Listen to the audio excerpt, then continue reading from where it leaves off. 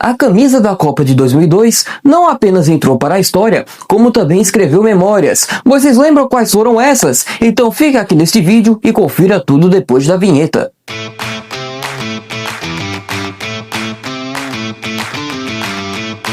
A Copa do Mundo de 2002 é uma Copa marcante em todos os sentidos. A primeira Copa disputada no Japão, em solo asiático.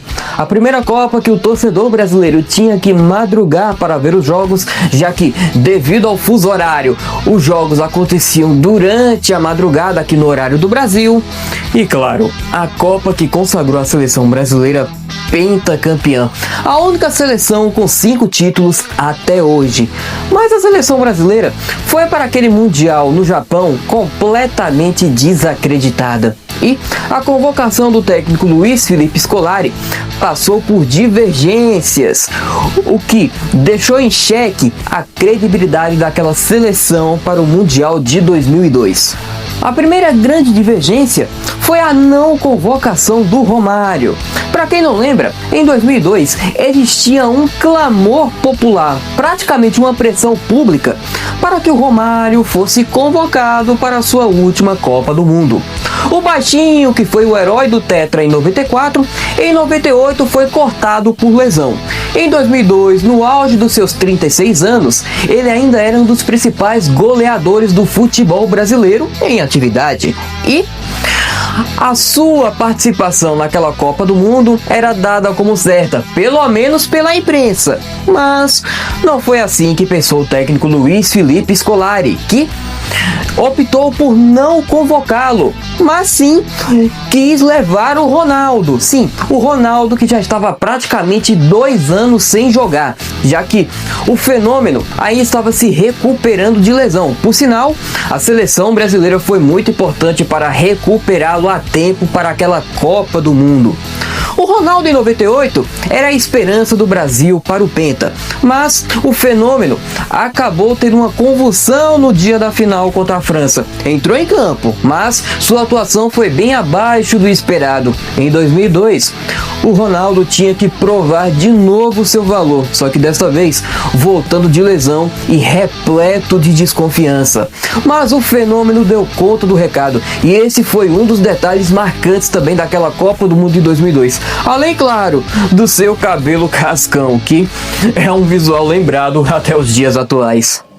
Mas sem sombra de dúvidas, o que o torcedor brasileiro mais lembra desta Copa do Mundo de 2002 é a camisa icônica que a seleção usou naquele Mundial. O designer desenhado pela Nike para aquela Copa do Mundo de 2002 tinha algumas referências da cultura japonesa, mais especificamente origamis. A camisa era bem diferente daquela usada em 1998, que é considerada até hoje a camisa mais bonita da história da seleção brasileira. Mas a camisa utilizada em 2002 também tem o seu valor e, claro, também tem o seu charme.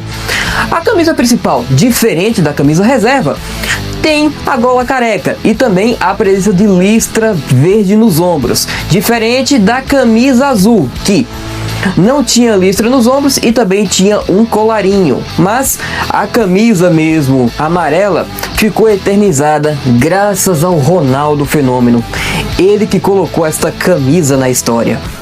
A seleção brasileira utilizou o uniforme principal em 6 dos 7 jogos daquela Copa do Mundo de 2002. A exceção foi o jogo das quartas de final contra a seleção da Inglaterra, onde a seleção brasileira entrou em campo com seu uniforme reserva, a camisa azul, que acabou sendo eternizada pelo Ronaldinho Gaúcho. Mas a camisa canarinho teve vários momentos marcantes naquela Copa do Mundo de 2002, mas sem sombra de dúvidas, o jogo que consagrou a camisa canarinho e entrou para a história e também no imaginário popular do torcedor brasileiro aconteceu na decisão, em 30 de junho de 2002. Brasil e Alemanha decidiam a Copa do Mundo de 2002 e Era a hora da verdade para o Ronaldo Fenômeno. Ele que de novo se tornou o principal jogador da seleção brasileira naquele Mundial. Deu a volta por cima, meteu o cabelo cascão e desembestou a fazer gols naquele Mundial. Com 6 gols, Ronaldo era o artilheiro da seleção brasileira naquela Copa do Mundo de 2002. E aquela decisão estava reservando um momento marcante e histórico para o Fenômeno. Brasil e Alemanha fizeram um jogo disputado e muito pegado na primeira etapa, que acabou terminando empatado sem gols. Mas a segunda etapa reservou um capítulo marcante e inesquecível para o torcedor brasileiro e principalmente para o Ronaldo Fenômeno. Ele que abriu o placar para a seleção brasileira na segunda etapa, venceu o Oliver Kahn, a grande muralha alemã, e fez 1-0 para a seleção brasileira. A torcida começou a fazer a festa, mas o melhor ainda estava por vir. E Ronaldo Fenômeno de novo fez 2-0 para o Brasil e garantiu o penta para a seleção brasileira. Depois de 98, do fiasco de 98, a seleção brasileira voltava ao topo do mundo. E aquela geração que começou a ser construída em 1994 chegou de novo ao seu ápice em 2002. Os remanescentes foram trocando-se ao longo do tempo, mas aquela geração de 2002 entrou para a história. E desde então, a seleção brasileira vem sonhando com o Hexa. Já são 24 anos sem conquistas. Será que na Copa do Mundo deste ano o Hexa finalmente virá? E é isso, galera. Essa é a história da camisa amarela da seleção brasileira da Copa do Mundo de 2002 e, claro, as memórias que a consagraram.